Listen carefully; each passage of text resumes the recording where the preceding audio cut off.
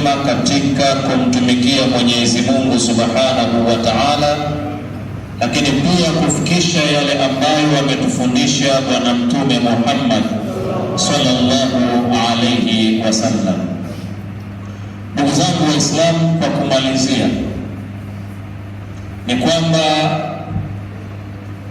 hadhihi mu'jizatun kubra li sayyidina Muhammadin sallallahu alayhi wasallam. Hii ni miujiza mikubwa ambayo Mwenyezi Mungu Subhanahu wa Ta'ala ameidhihirisha kwa Bwana Mtume Muhammad sallallahu alayhi wasallam pamoja na umma wake. Lakini ndani ya miujiza hii huwa ibratan liman kana qalbuhu salimun wa liman kana qalbuhu mutma'innun bil iman. Ni miujiza yenye mazingatio kwa yule ambaye moyo wake umesalimika na umetulia katika imani, bimaana ya'taqidu ala anna Allah idha arada shay'an an yaqula lahu kun fayakun, kwamba kile anachokitaka Mwenyezi Mungu kuwa, basi husema kuwa na chenyewe kikawa kama ambavyo Mwenyezi Mungu Subhanahu wa Ta'ala anavyotaka. Wa hadha tuni, na hii inamaanisha kwamba kwa kuwa Mwenyezi Mungu Subhanahu wa Ta'ala hutaka jambo na kuliambia kuwa na linakuwa, fahadhihi mu'jizatu li sayyidina Muhammad sallallahu alayhi wasallam arada an yakuna faqala lahu kun fakana. Alitaka iwe na ikawa kama anavyotaka yeye Allah Subhanahu wa Ta'ala. Walidhalik naqulu ala anna lillahi Subhanahu wa Ta'ala laysa lahu zamanun wa laysa lahu masafa, kwamba kwa Mwenyezi Mungu Subhanahu wa Ta'ala hakuna jambo linaloitwa muda na wala hakuna jambo linaloitwa zamani.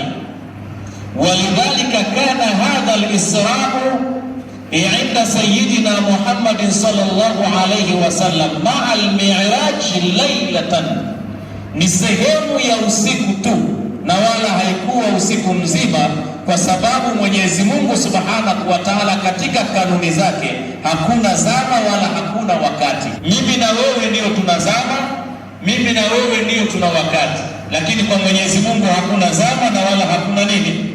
Hakuna wakati. Ndio maana kumtoa Bwana Mtume Muhammad sallallahu alayhi wasallam kutoka katika ardhi ya Maka, katika msikiti wa Maka kwenda Baitul Maqdis, pamoja na kwamba kuna kilomita zaidi ya 400 kwa mwendo wa safari ya gari ambayo inayotembea kwa kasi ya kilomita 100, inachukua muda mrefu sana, lakini kwa Mwenyezi Mungu Subhanahu wa Ta'ala ikawa ni kitu kidogo. Lakini tazama kwenda wapi? Al-Mi'raj, kwenda wapi? Kwenda mbinguni. Microscope ambazo zinazotumika kupitia chombo cha kisayansi ambacho kimeundwa na kampuni ya NASA kwenda huko mbinguni, inatumia masafa maili kwa maili ndefu zaidi na kwa muda mrefu zaidi, na kwa miaka inachukua miaka kwa kasi ya mwendo wa tochi au mwendo unaozidi sauti ya binadamu. Lakini tazama kwa Mwenyezi Mungu Subhanahu wa Ta'ala ikawa ni kufanyaje? Ni mara moja tu, lailatan, sehemu ya usiku mmoja. Kwa sababu gani? Kwa sababu kanuni za maisha yetu, chombo kwa kadiri ambavyo kinavyoongezewa nguvu ndivyo ambavyo kasi yake inazidi zaidi. Ila Mtume Muhammad sallallahu alayhi wasallam aliweza kupandishwa kwa siku moja, kwa sababu aliyempandisha ndiyo mwenye nguvu zaidi kushinda kila kitu, maana safari yake itakuwa ni nyepesi zaidi kushinda viumbe wengine. Ndio maana hata usulubu wa Qur'ani iliposema subhanalladhi asra, kwamba ametakasika yule ambaye amejitenga mbali na kila aina ya mapungufu, lakini ni mkamilifu asra bi'abdi, ndiye amempandisha nani? Amemsafirisha mja wake. Tena al-Isra kutoka wapi? Kutoka Makka kuja wapi? Kuja Baitul Maqdis. Hii inaitwa al-Isra. Kutoka Baitul Maqdis kwenda wapi? Kwenda mbinguni. Tunafahamiana, hii inaitwa al-Iraj au al-Uruj.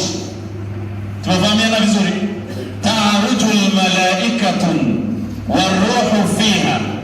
Tazidiko ta'rujul malaikatu waruhu ilayhi fi yawmin kana miqdaruhu 50,000 sana.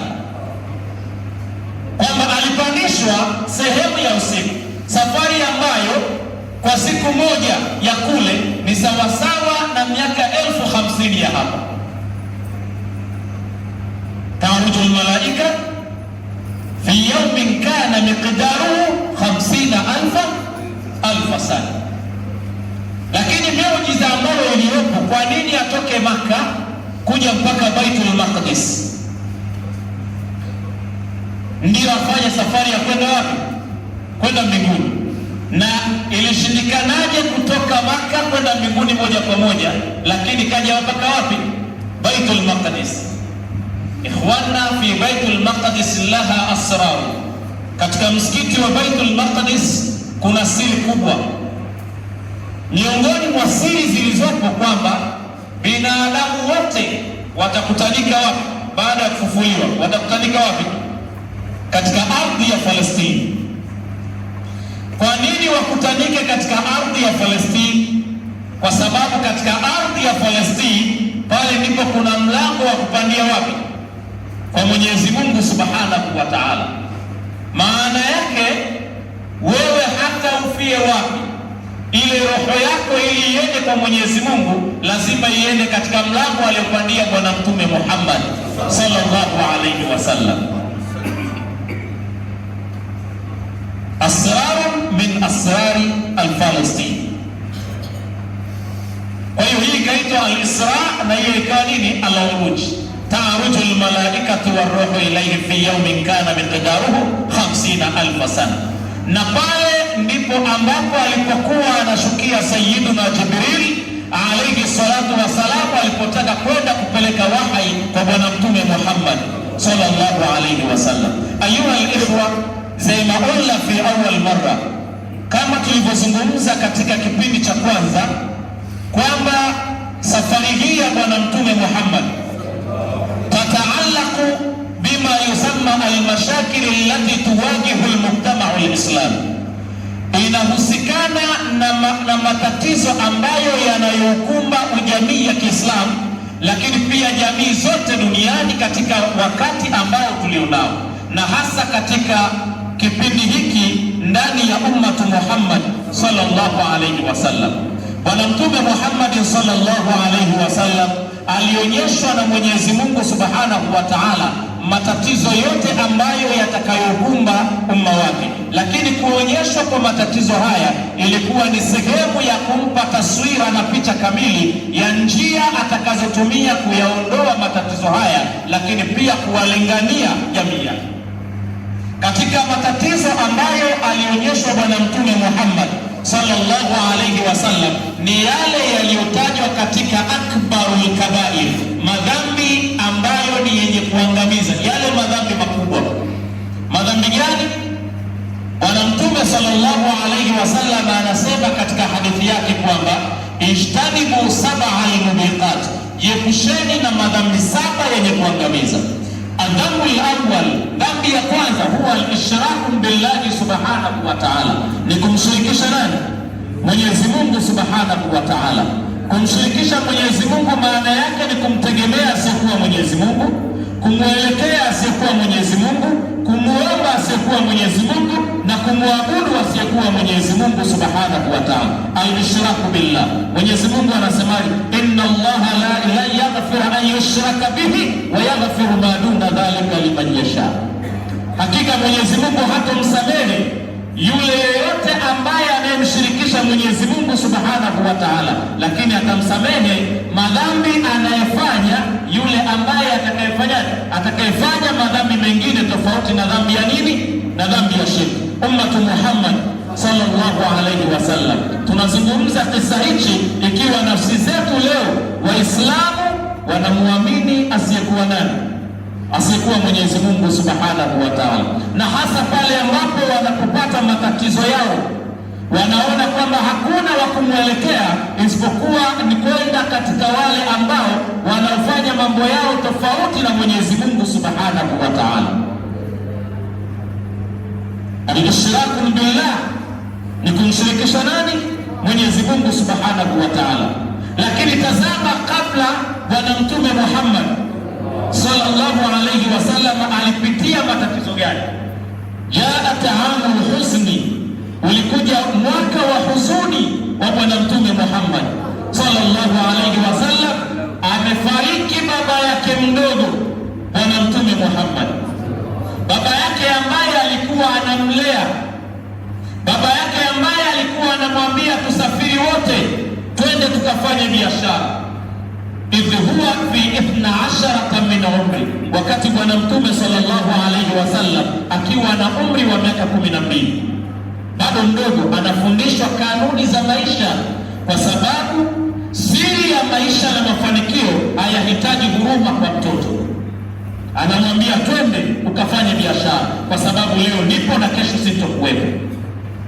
Lakini huyu baba yake mdogo, kana tuhamihi, alikuwa anamuhami anil adawa, kutokana na uadui aliyokuwa anafanyiwa Bwana Mtume Muhammad sallallahu alayhi wasallam fi harakati da'watihi, katika harakati za da'wa yake. Alikuwa anamuhami na uadui wa nje. Anakuja anafariki Bwana Mtume Muhammad sallallahu alayhi wasallam, lakini kabla hajatulia fi nafsi shahri wa fi nafsi sana, mwaka huo na kwa mwezi huo anafariki Sayyidatu Khadija, mke wake Bi Khadija, ambaye alikuwa analala naye katika kitanda kimoja, ambaye amemzalia watoto wengi kushinda mwanamke yoyote yule wa Bwana Mtume Muhammad, ambaye alikuwa anamhami Bwana Mtume Muhammad, rehema zake na neema zake kwa mja wake. Akamwambia njoo kwangu, kwa sababu matatizo haya yawezekana yakakutoa katika reli na ukawa hauamini kwamba mimi nipo na mimi nimewaandalieni makubwa zaidi. Ndipo Mwenyezi Mungu Subhanahu wa Ta'ala akamchukua Bwana Mtume Muhammad sallallahu alayhi wasallam kutoka hapa kwenda katika ulimwengu mwingine, ili kwenda kuona zile dalailu wujudillahi Subhanahu wa Ta'ala, dalili na aya za uwepo wa Mwenyezi Mungu Subhanahu wa Ta'ala. Lakini tazama, Bwana Mtume Muhammad sallallahu alayhi wasallam, idh huwa fi tariqi ma'a sayyidina Jibril, alipokuwa njiani na sayyidina Jibril alayhi salatu wassalam, alionyeshwa wale ambao watakuwa katika umma wake kazi yao ni kula riba pamoja na adhabu zao.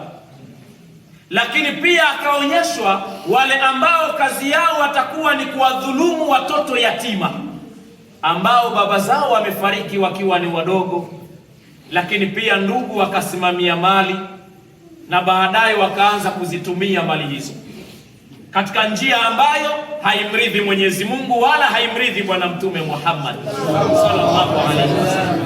Lakini wakati yuko njiani akaja akaonyeshwa juu ya wanawake ambao kazi yao ni kuwapachikia watoto waume zao wa halali, watoto ambao wanaopatikana nje ya ndoa zao, wanawachanganya na kuwaonyesha kwamba hawa ni watoto wenu. Alaysa hadha mashakilu min mashakili allati tuwajibu almujtama al'an? Hivi haya sio matatizo ambayo yanayoukumba umma wetu katika jamii yetu kwa hivi sasa?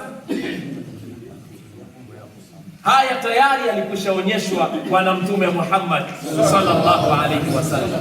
Lakini tazama, miujiza ya Mwenyezi Mungu Subhanahu wa Ta'ala, uwezo wa Mwenyezi Mungu Subhanahu wa Ta'ala, na njia aliyofundishwa Bwana Mtume Muhammad sallallahu alayhi wasallam. Lau tamassakna bihadhihi tariqa makanshi ayi almashakil allati tuwajihu ummatul islamiyya al'an. Hakuna matatizo yoyote lao tutashikamana na njia hiyo, hakuna matatizo yoyote yataukumba umma huu, hakuna shida yoyote wala tabu yoyote ambayo itaukumba umma huu. Fama hiya al-ilaj hiya ibadatu as-salah, hiya ibadatu hiya ibadatu as-salah. Walidhalika qala Allah subhanahu wa ta'ala inna as-salata tanha 'anil fahsha'i wal munkar. Tamam kida, tanha 'anil fahsha'i wal munkar. Hakika swala kazi yake inakataza nini? Inakataza mambo machafu. Fashirki huwa alfahisha. Ushirikina ni nini? Alladhina yajtanibuna kaba'ira al-ithmi wal fawahisha illa al-lama. Tamam kida, shirki ni uchafu. Wa zina huwa alfahisha. Zina ni nini? Zina ni uchafu. Wala taqrabu zina innahu kana fahishatan wa sa'a sabila. Wala msikurubie zina, hakika zina ni njia mbaya na ni uchafu. Tumefahamiana vizuri? Walakin al-liwat alladhi intasharat fi hadhihi al-umma wa hiya tu'tabaru min al-fawahish. Kuendeana kinyume na maumbile, kufanyiana vitendo vya ukatili wa kijinsia, na yenyewe ni nini? Ni uchafu. Ataatuna al-fahishata ma sabaqakum biha min ahadin min al-alamin. Sayyidina Lut anawaambia watu wake kwamba inakuwaje ninyi mnawaacha wanawake, mnaacha kwenda kukidhi haja zenu kwa wanawake, halafu mnakwenda kutenda uchafu na kuendeana kinyume cha maumbile, wanamume kwa wanamume. Dhambi ambayo na uchafu ambao hakuna ambaye aliyepita kabla yenu akaufanya uchafu huo. Kwa hiyo sala imekuja ilajun li jami'il mashakil, ilajun li jami'il mashakil.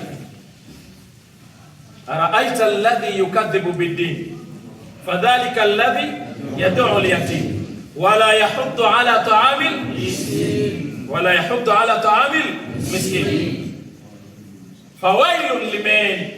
Fawailun lilmusallin alladhina hum an salatihim sahun alladhina hum yura'una wa yamna'una. Wassalamu alaykum wa rahmatullahi wa barakatuh.